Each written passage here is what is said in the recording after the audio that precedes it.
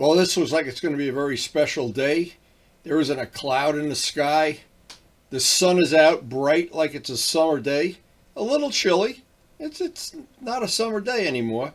But the thing that's going to make it a little bit of a challenging ride is there are wet leaves everywhere, even in front of our house. So I always have to be a little careful of that, especially on a bike like the GS. No traction control, no ABS. You're supposed to be able to drive the bike. That's the bottom line. But anyway, we're going to head out here, and it has the look of that we're going to have a wonderful day out on a saddle. And this time of year, I really make an effort at getting every ride I possibly can. Because what happens, we do lose the weather here for a couple of months each year, and it's either very painful to ride, or well, you don't ride at all. There's ice on our roads. But we'll take every one of these rides we can get. Well, it looks like it may warm up a little bit this afternoon. Right now it's still pretty cold, but we still want to get a ride in every possible day I can, because we are past the peak of the leaf season, but there's still some leaves on the trees. And because it's rained in the last 2 days, the roads are going to be full of wet leaves. So we're just going to have a nice conservative ride. Enjoy it while you can, because for sure winter is going to be coming soon. Now, for every one of us, and it's arguable at best, what is the first super bike, or what era was the first super bike? You could argue that point until the cows come home. But for me, the first super bike that I considered a super bike was my GS1100. Now, if you look at the modern bikes like the MT-09, loaded up to the teeth with safety features, traction control, modern tires, wide rims, you name it. But the older bikes have a charm all their own. And for me, the first time I got on this bike at Westwood Suzuki and went out for my first ride, I considered it a super bike. And the bikes I had before it all kind of blended into the background, because this to me really was a super bike in every way. And as time has gone by, and many of my friends have gotten more modern bikes and bikes with safety features, but people that still have these older bikes still love them and still treasure them. And this is our special tree in the backyard, Artie's tree. It's a memorial to our late friend Art Thomas, and it's really bloomed well this summer.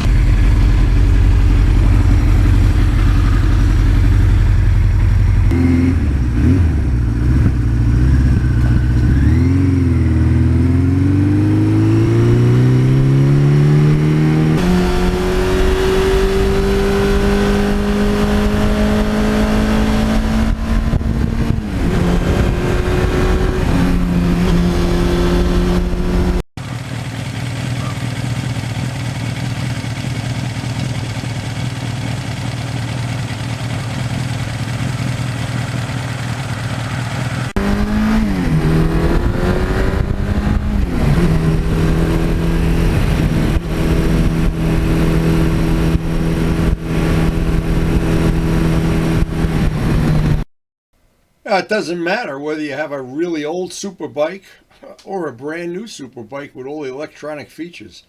Leaves blowing all over the road, especially when they're wet, makes a ride very exciting. Even like on the MT-09, when you have the traction control cutting in and out, it still adds some excitement.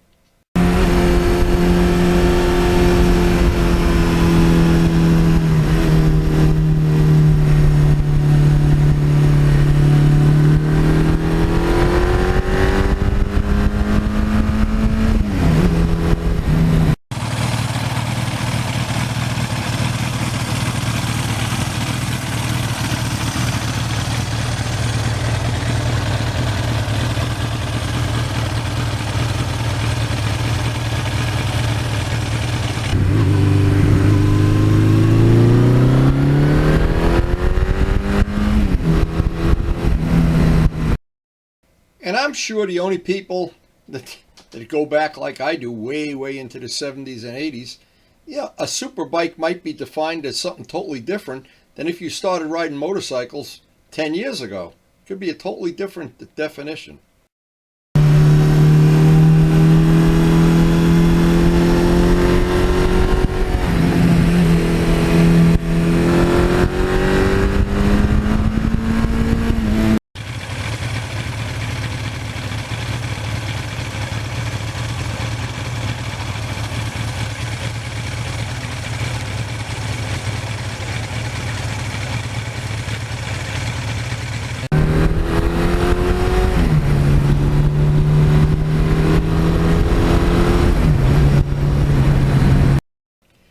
even heard the arguments that superbikes really started with the 750 Honda or with the H1 or H2. It's who you are and how old you are. But for me, this is the beginning.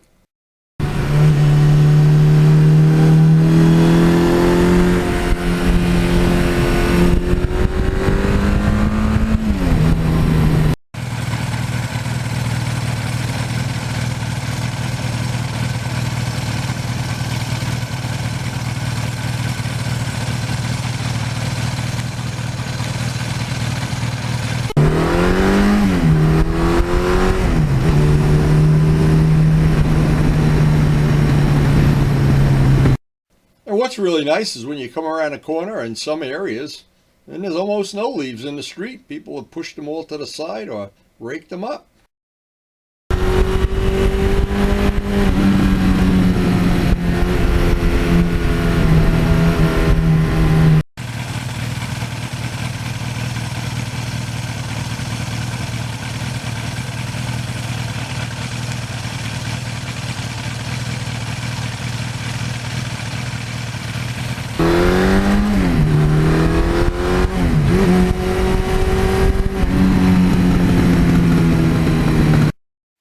And I was so happy to see that Joe Padula, who has a collection of very exotic bikes and new bikes and old bikes and whatever, how much he's actually enjoying riding his GS. And when we rode them together, even better.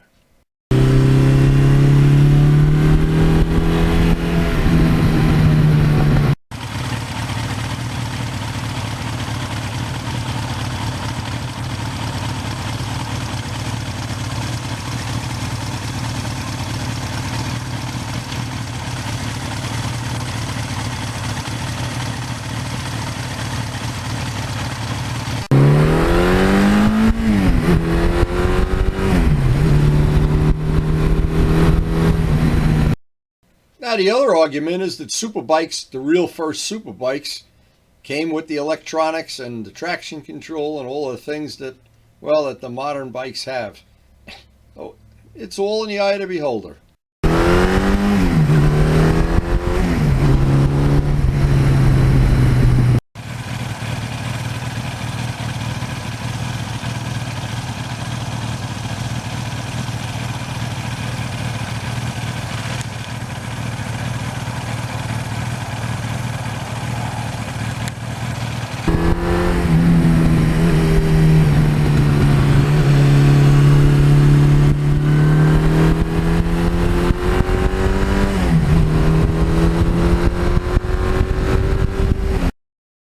And we're definitely past the peak of the time when the leaves are changing, and in some spots here as we get a little bit further north, most of the leaves are on the ground. But it's been a wonderful summer, a summer to remember, and so far a fall to remember too.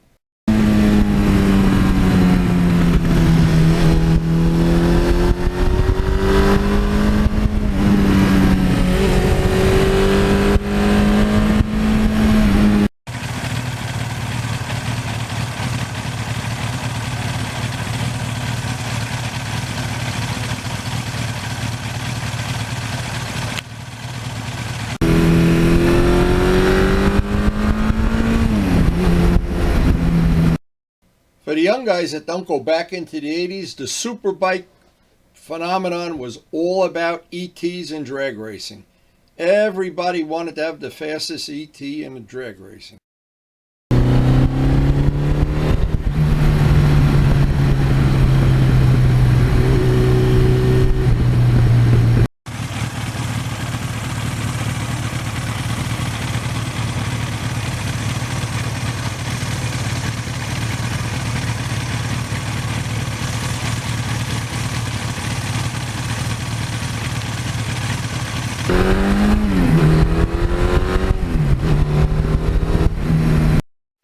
Back in the 80s too, as soon as you bought one of these bikes, an awful lot of people went and put big bore kits, big carbs, 4-into-1 exhaust.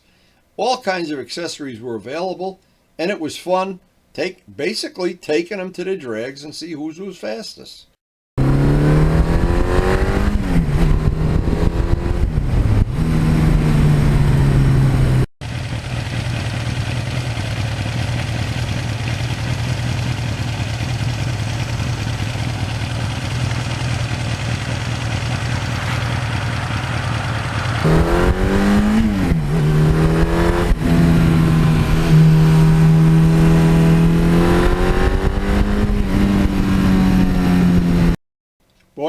remember some of the guys that had these all souped up and hopped up and big bore kits and loud exhaust. Talk about annoyingly loud exhaust. Holy mackerel.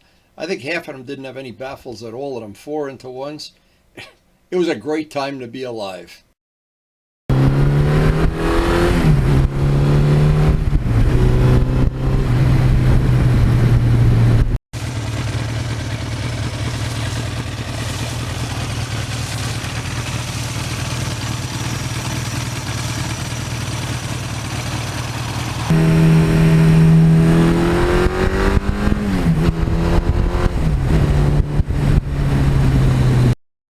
And I think when you filled up the gas tank in the 80s, you didn't even look to see what the price per gallon was.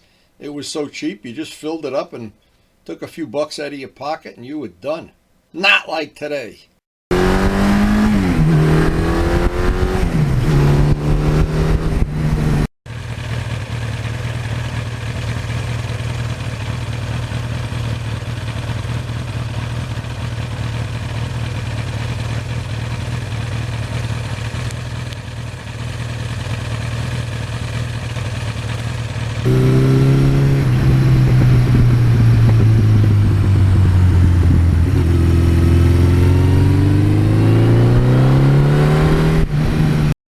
And sometimes on these roads, I just slow down the pace and look around at the scenery, and I wonder, is there a nicer place in the whole world than where I am?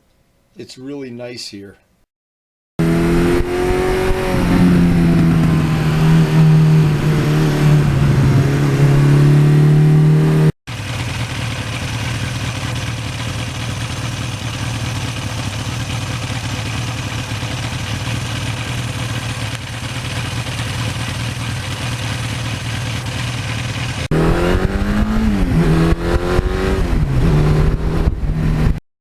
And sadly, some people go for a ride, never even look at the scenery, never even look at the beautiful leaves or the flowers or the places that are landscaped beautifully, or the green hills or the blue lakes. Some people miss it all.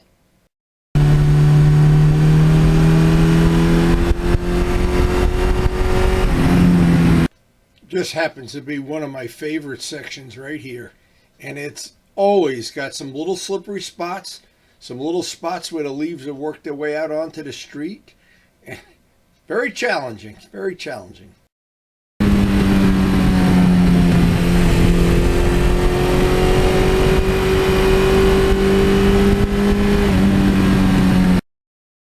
And over the years, I've had several sets of Michelin Commanders on this bike, and they seem to be, they handle these conditions, the wet conditions, the leaves, and the salt very well.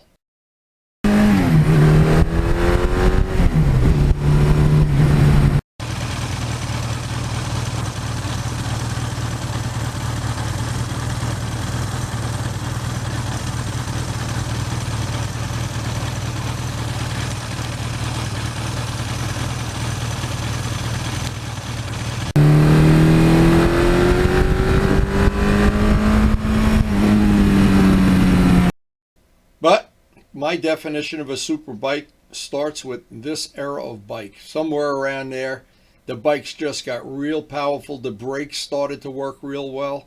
I don't even remember what came first, the 4-into-1 exhaust or what. It was a great time to be alive.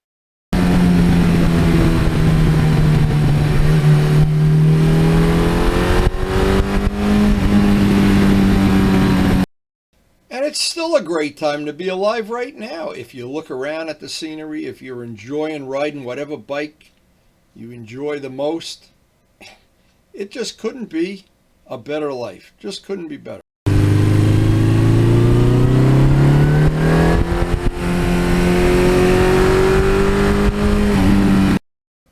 So this bike is 40 years old and I'm 77, and that means I have owned this bike for more than half of my life.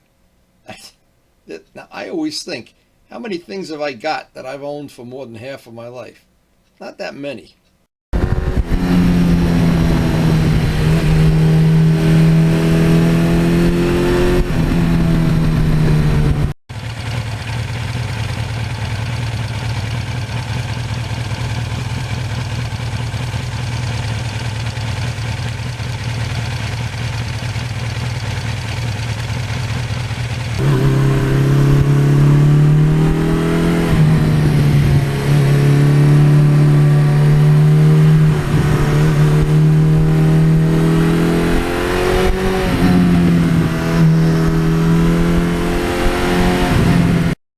Another thing I like about this bike, the maintenance is so easy. Changing the plugs, the oil filter, the valve adjustments are a snap.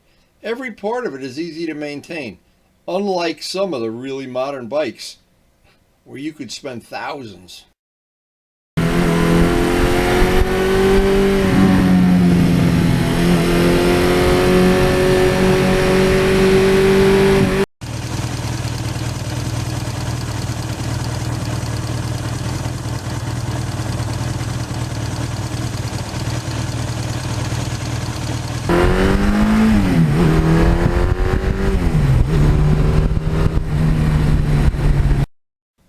And there's so many things about this bike to like. And the weather today was so special. At the end of this ride, I was just thinking I might be one of the luckiest people on earth to have all of this stuff. Cloudless sky, leaves on the ground, and a bike that's a beauty.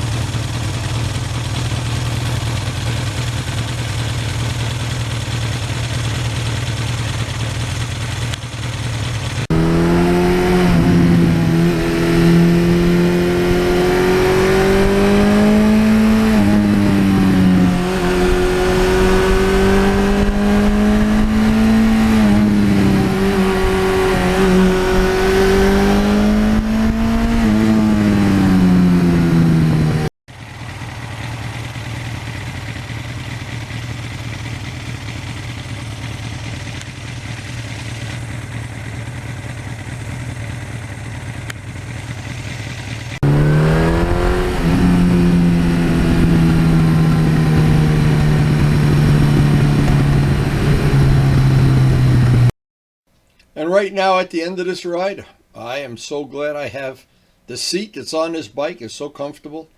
And I'm so glad for whoever designed it, whoever decided to put that little bit of extra padding in, that as the day wears on, your butt doesn't wear out, it's sore.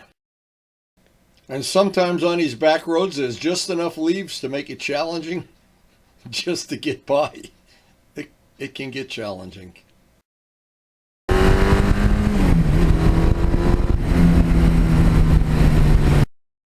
But it's time to get back to the farm, get the bike cleaned up, see what Karen's got cooking in the oven today. It's a very, very nice time of year. We have been through a brutal summer, which made me appreciate this fall even more. And we're probably going to come up on a winter time where it's going to be a little brutal some days. But right now, it's that right in the middle sweet spot. It just couldn't be nicer. And I hope you're enjoying, even if you don't live in a part of the world where the leaves change, enjoying the videos. But it's time to get home.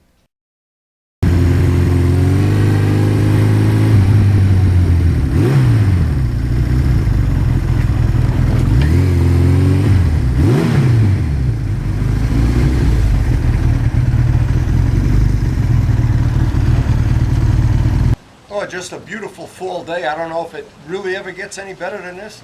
Not a cloud in the sky. Look, a few leaves in the road here and there and everywhere, but